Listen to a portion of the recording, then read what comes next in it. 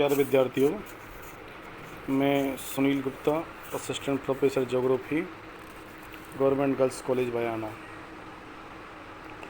आज हम इस वीडियो के माध्यम से और जो हमारा प्रैक्टिकल क्लासेज चल रही थी, लेकिन कोरोना की वजह से हमें उन क्लासेज को बीच में ही रोकना पड़ा। अब हम उस प्रक्रिया को आगे बढ़ाते हुए और शेष जो पाठ्यक्रम है वो ऑनलाइन वीडियो मोड से आप तक पहुंचाने का प्रयास करेंगे।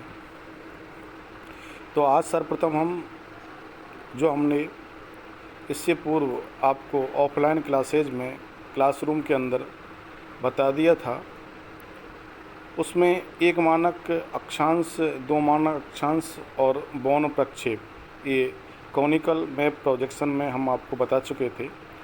लेकिन कुछ विद्यार्थी और उस क्लास में उनकी मौजूदगी नहीं थी, उनकी अनुपस्थिति को ध्यान में रखते हुए हम पुनः एक मानक अक्षांश को इस वीडियो के माध्यम से आप तक पहुंचाने का प्रयास कर रहे हैं। तो जैसा कि आप अपने मोबाइल स्क्रीन पर इस समय जो इमेज देख रहे हैं, उसमें ये जो प्रश्न लिखा हुआ है कि प्रश्न ये है कि आप देख सकते हैं नंबर 1 वाला, जो मेरी इस समय जो रूल या स्केच चल रही है कि एक मानक वाला एक साधारण शंकु प्रक्षेप है ये, और इसमें RF आपको दे रखा है। RF है 1:12,50,00,000 और मानक अक्षांश है आपका 45 डिग्री उत्तर। क्षेत्र का जो विस्तार है वो आपका क्षेत्र का विस्तार, इनकी अक्षांशीय विस्तार है वो 0 डिग्री से 75 डिग्री उत्तरी अक्षांश है, और देशांतरी विस्तार 60 डिग्री पश्चिम से लेकर 60 डिग्री पूर्वी देशांतर है, और जो इसका इंटरवल है वो 15 डिग्री है। अब इसको समझने का प्रयास करेंगे कि ये जो प्रश्न में इस प्रकार की अक्षांशीय विस्तार, देशांतीय विस्तार और स्टैंडर्ड पैरेलल जो दे रखा है, अंतराल जो दे रखा है, उसको किस प्रकार हम एक ग्लोब पर और यानी एक मानक अक्षांश या एक मानक शंकु मैप प्रोजेक्शन के माध्यम से उसको प्रदर्शित कर सकते हैं। तो कल्पना करते हैं कि हमारा ये ग्लोब ये है और इस पर कोई कौन आकार की कोई चीज़ है, वो इस ढंग से रखी हुई है जैसे, और वो एक इसकी सरफेस को टच कर रही है यहाँ पर, और ये इसका 45 डिग्री उत्तरी अक्षांश है जो कि आपके प्रश्न में दे रखा है कि 45 डिग्री उत्तर अक्षांश आपका मानक अक्षांश है।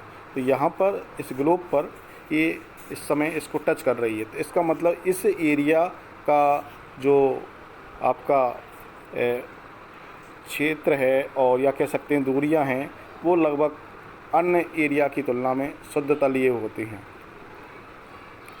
अब हम इसको बनाने का जो प्रयास करेंगे वो ये है कि इसमें एक सूत्र दे रखा है आपकी, इसमें इस समय देख रहे हो इमेज में कि R यानी रेडियस, और रेडियस है ये पृथ्वी के लघुकृत गोले का अर्धव्यास, और जिसको हम R बोलते हैं रेडियस।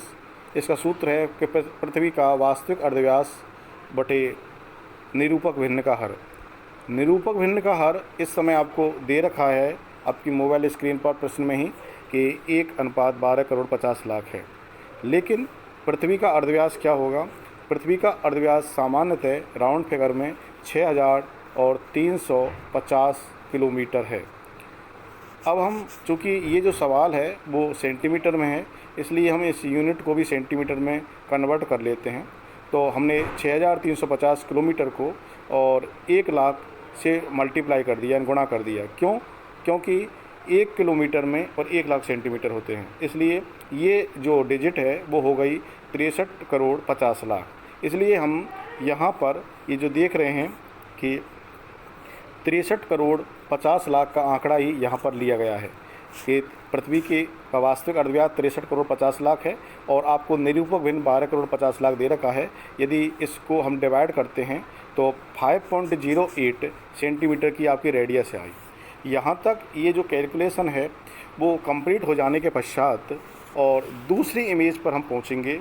ये जो आप अपने मोबाइल स्क्रीन पर दूसरी इमेज आप देख रहे हैं, इस दूसरी इमेज में जैसा कि आपको यदि थोड़ी सी सामान्य जानकारी भी होगी या मैं इससे पूर्व मेरी क्लास में आप अटेंड हुए हैं तो उसमें मैंने आपको बताया, उन्हें आप देखने का प्रयास करें कि इसमें 5.08 जो आपकी रेडियस निकली वो आप OB, ये लाइन देखें आप, OB हमने सबसे पहले इस मैप प्रोजेक्शन को बनाने से में सबसे पहले हम एक आधार डायग्राम बनाएंगे और वो है 5.08 R वाली इन रेडियस वाली OB एक सरल रेखा खींचेंगे और इस पर हम 90 डिग्री का, इस O पॉइंट पर 90 डिग्री का एक लंब डालेंगे। ये जो लंब है यानी कि समकोण बना देंगे। फिर हम ये जो चाप है, इन OB की जो चाप है, इस समय आप ये देख रहे हैं OB जो चाप है, इतनी हम अपने प्रकार में लेकर के और इस ढंग से A से इसको मिला देंगे। ये वृत्त का चतुर्थांश बन जाएगा। यानी कि वृत्त जो आपका 360 डिग्री का होता है उसका एक चौथा हिस्सा, इसका मतलब वृत्त इसको बोलते हैं वृत्त का चतुर्थांश।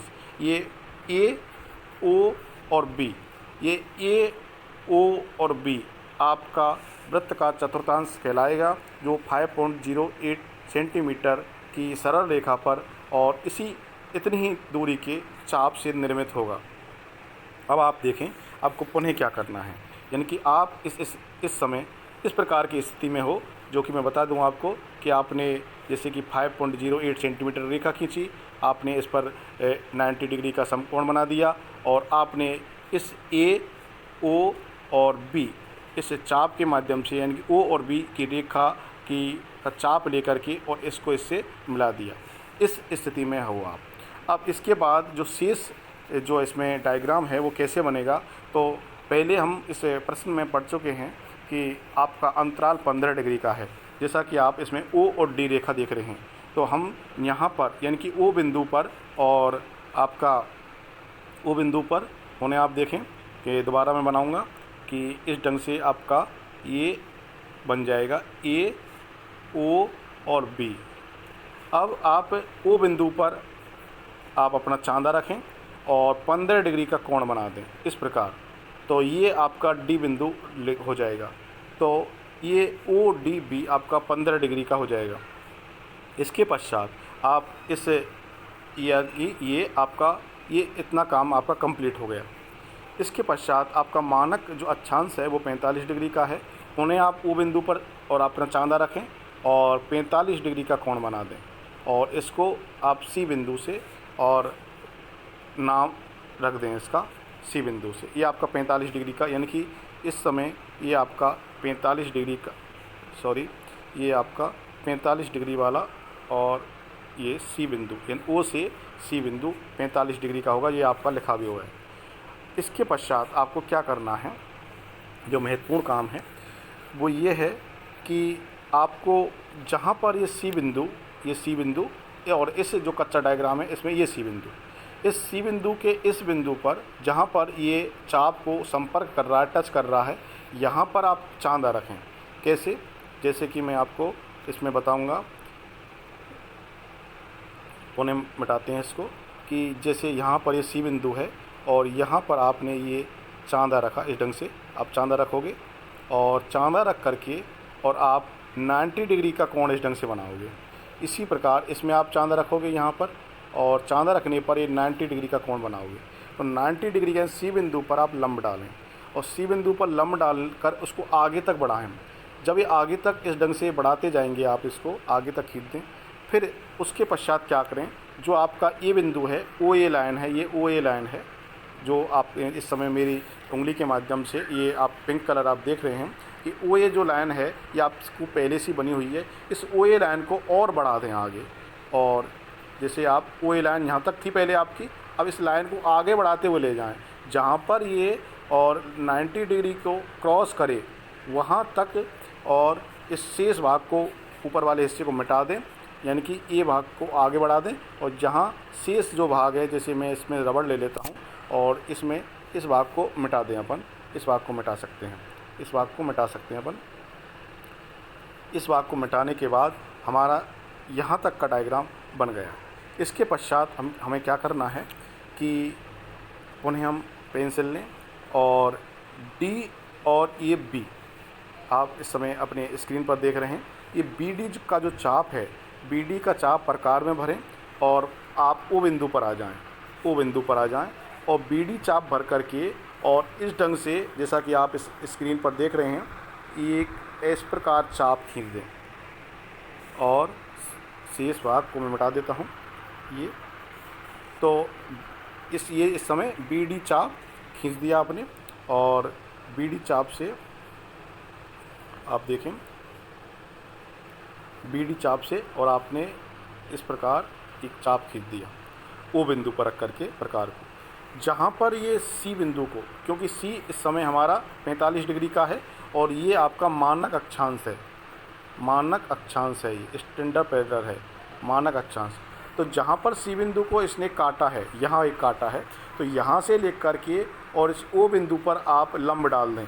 तो इसको जैसे हमने ई नाम दे दिया, तो इधर ओ ए बिंदु पर जहाँ पर ये टच कर रहा है उसको हमने एफ नाम दे दिया। तो इस प्रकार हम इन दोनों को नाम दे दिया हमने ई एफ नाम दे दिया। ये आप देख रहे हैं ई एफ। इस प्रकार हमारा ये जो कच्चा डायग्राम है, जो एक मानक शंकु प्रक्षेप को बनाने के लिए उससे पूर्व निर्मित करना होता है, वो कंप्लीट हो गया। इसके बाद हम आगे चलते हैं और आगे चलकर हम मूल डायग्राम पर आ जाते हैं, जो हमारा एक मानक अक्षांश साधारण शंकु प्रक्षेप है, कोनिकल मैप प्रोजेक्शन है। अब आप इसमें देखिएगा कि सॉरी, सबसे पहले क्या करेंगे हम कि पहले जो डायग्राम आपने देखा है कि इसमें उत्तर से दक्षिण को एक सरल रेखा खींच देंगे। उत्तर से दक्षिण सरल रेखा होगी, जो कि आपको पी डैश लिख सकते हैं हम इस पर। पी डैश हम इसलिए लिख रहे हैं क्योंकि हमारा जो शुरुआत में जो हमने लंब डाला था, जैसे आप इस पिछले इस मैप में उसमें देखें डायग्राम में कि हमने इसको पी घोषित किया था, पी मार्क किया था। तो पी और सी, ये आप पी और सी आप दो बिंदुओं को देख रहे हैं, इनको आप एक चाप में भर लें और पुनः आ जाएं ए लाइन पर कि हमने एक लाइन खींच दी सीधी सरल रेखा उत्तर से दक्षिण, और हमने इस पी बिंदु जो पहले वाले डायग्राम में था उसको हमने पी डैश मान लिया और पी और सी बिंदु की जो हमने चाप भरी थी और उस चाप को यहाँ पी डैश पर नुकीला भाग लगा करके और सी पर जैसे इसको कट लगा दिया यहाँ पर, तो ये आपका 45 डिग्री और उत्तरी अक्षांश को शो करेगा। इस प्रकार आप देखें कि यहाँ पर आपने ये 45 डिग्री उत्तरी अक्षांश को प्रदर्शित करेगा। इसके पश्चात हमें क्या करना है कि हमारा जो अंतराल था वो 15 डिग्री का था और 15 डिग्री का जो चाप है वो बी और डी है। ये मैं आपको इससे पूर्व अभी बता चुका हूँ। बी डी हमने चाप भरी, तो ये जैसे 45 डिग्री आपने चाप से भर ली, तो जब हम 45 डिग्री से दक्षिण में चलेंगे तो ये आपका 30 डिग्री का चाप होगा और 30 डिग्री से और दक्षिण में चलेंगे तो 15 डिग्री का चाप होगा और 15 डिग्री से और दक्षिण में चलेंगे तो आपका ये 0 डिग्री का चाप होगा। इस प्रकार यदि हम 45 डिग्री से और फिर उत्तर की तरफ हम चलें वही बी डी चाप को भर करके, तो जब हम उत्तर में काटेंगे तो ये 60 डिग्री का चाप होगा, इसके बाद ये 75 डिग्री का होगा और फिर उत्तर सबसे ऊपर ये 90 डिग्री का ये नॉर्थ पोल होगा।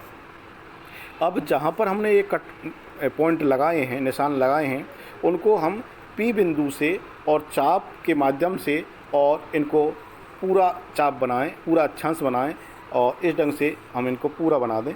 एक फ्री चाप खींच दें जिसकी कोई दूरी अथवा लंबाई तय नहीं है। अभी हम फ्री चाप बना सकते हैं और इनका नामकरण कर सकते हैं। जैसे 45 है, ये आपकी 60 होगी, ये आपकी 75 होगी। इसके बाद दक्षिण में 45 से दक्षिण में ये आपकी 30 होगी, ये 15 होगी और ये 0 होगी। इसके पश्चात आपको क्या करना है, हमारा चूँकि जो मानक अक्षांश था प्रश्न में वो 45 डिग्री था, यो हमने ये बना दिया है। ये 45 डिग्री था, ये 45। अब हमें क्या करना है, इसी 45 डिग्री पर मापनी को शुद्ध मानते हुए और हम इससे पहले हमने जो किया था वो ई एफ, या आप ई एफ इस डायग्राम में देख रहे हैं, ई एफ का चाप भरें और जो 45 डिग्री को टच कर रही है, 45 डिग्री मानक अक्षांश पर ई एफ का जो चाप भर लिया हमने, उससे हम और कट लगाएं, क्योंकि हमारा जो प्रश्न है उसमें दे रखा है कि 60 डिग्री पश्चिम से और 60 डिग्री पूर्वी देशांतरी विस्तार होना चाहिए। तो ये हमारी जो लाइन है जो बीचों बीच हमने खींची है, ये आपकी ग्रीनविच रेखा है और ग्रीनविच रेखा 0 डिग्री को प्रदर्शित करती है। तो इस 0 डिग्री को हम ग्रीनविच रेखा मानते हुए यहाँ पर 15 डिग्री के अंतराल से और 60 डिग्री तक कट लगाएं। तो पहला कट इस पर लगाएंगे, ई एफ दूरी का चाप जो होगा वो 15 डिग्री का होगा, दूसरा 30 डिग्री का होगा और तीसरा 45 का होगा और चौथा कट 60 डिग्री का होगा। इसी प्रकार हम इधर पश्चिमी गोलार्ध में और 0 डिग्री के पश्चिम में पहला कट 15 डिग्री का जो कि ई एफ दूरी का होगा, ये ई एफ दूरी का, और दूसरा 30 डिग्री का, तीसरा 45 डिग्री का और चौथा आपका 60 डिग्री वाला कट पॉइंट होगा। इसके पश्चात हमें क्या करना है, हम एक स्केल लें और स्केल के माध्यम से हमारा जो पी बिंदु है, जिसको हम संकेंद्रीय चाप बोल रहे हैं, क्योंकि संकेंद्रीय चाप इसलिए बोल रहे हैं कि इस पी डैश बिंदु से ही सभी अक्षांश वृत्त खींचे गए हैं, एक ही बिंदु से, इसलिए इसको संकेंद्रीय चाप पॉइंट बोल रहे हैं। तो इस पी डैश बिंदु से और 45 डिग्री के मानक अक्षांश पर जितने भी कट लगाए हैं उनको हम एक स्केल के माध्यम से, उन दोनों पॉइंटों को स्केल के माध्यम से मिलाते हुए एक सरल रेखा खींचें। तो सरल रेखा इस ढंग से खींची जाएगी। आप दूसरा कलर हम ले सकते हैं और उससे प्रदर्शित करने का प्रयास करें। और ये आपकी दूसरी लाइन होगी जो 30 डिग्री को प्रदर्शित करेगी, ये आपकी तीसरी लाइन होगी जो 45 डिग्री को प्रदर्शित करेगी, ये आपकी चौथी लाइन होगी।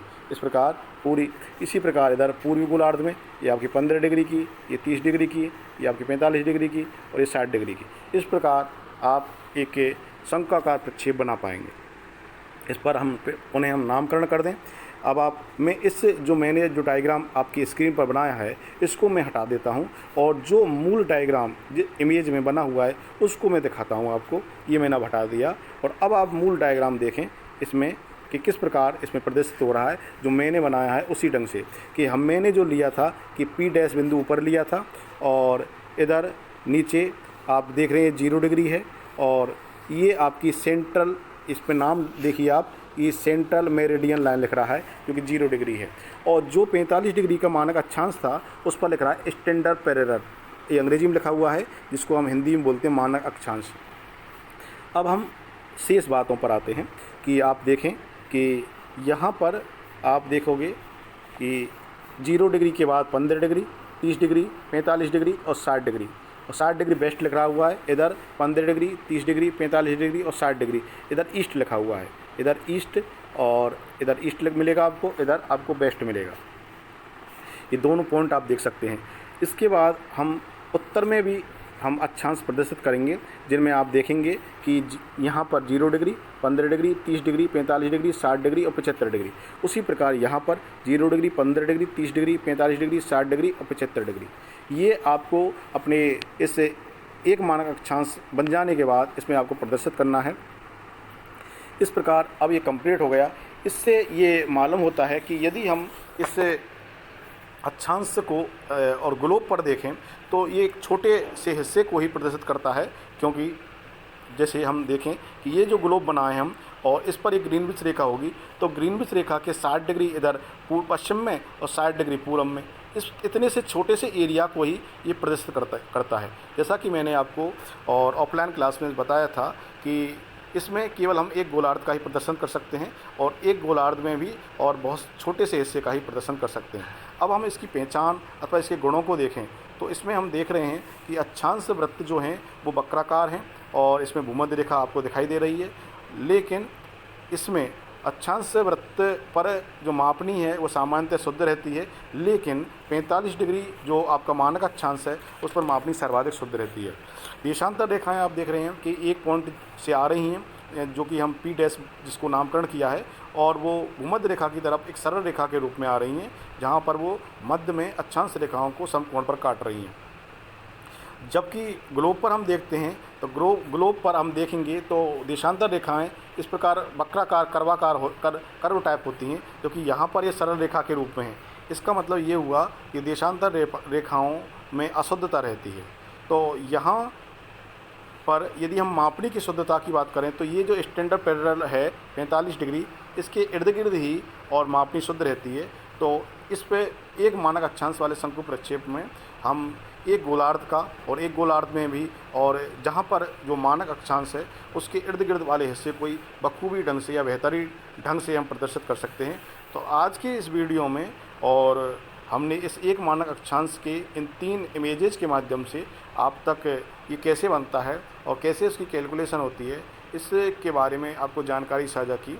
और इससे संबंधित यदि आपके कुछ प्रश्न हों और अथवा आपको कुछ समझ में नहीं आ पाया हो तो आप मेरे कॉन्टैक्ट नंबर पर और इसके बारे में कुछ शेष जानकारी अथवा कुछ और अन्य जानकारी आप प्राप्त कर सकते हैं।